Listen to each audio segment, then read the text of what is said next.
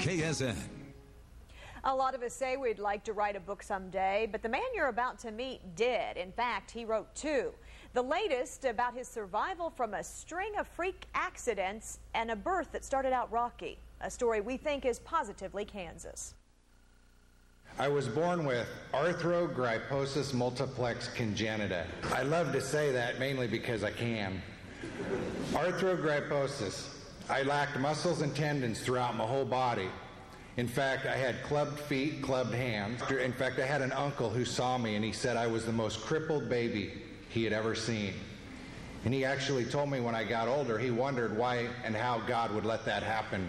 More than 30 operations and a lifetime of experience later, Ward knows the answer. I've been called Frankenstein, Monkey Ward. He's sharing his experiences in his book, Thank My Lucky Scars. What I can do, not what I can't. And on this day, with Friends University students who learned that Ward's PhD in life stands for physically disabled and taught him a lesson early on. No matter how many things happen in life doesn't mean more can't. No matter how many bad things.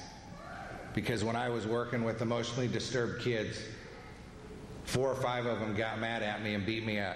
Whether it's a beating from troubled teens, falling into a donut fryer on the job, or barely surviving a hit from a drunk driver, Ward's taken mishap out of his vocabulary. I drew a picture one time, an outline of a body, and then I drew in all my scars. I call it Scar Man. All those scars, I even colored my hands pink because when I fell in the fryer. All those scars are what made me who I am.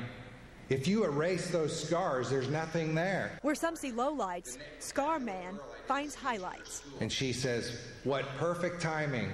My doctor just walked out and told me I'm dying of cancer. Now, I couldn't save her, but I can hold her hand.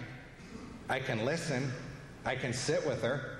By looking only for the can in his life, Ward Foley has found what most of us can't. He's found real peace and a purpose in life. My uncle asked, how could God do this? How could God let this happen? That crippled baby that he's seen. My uncle's died since, but I can answer it. How could God not do this or let this happen? I'm like the happiest person I know. That he is. His first book was entitled, God Didn't Make Me a Woman Because I Had Enough Problems. And it says a lot about his sense of humor.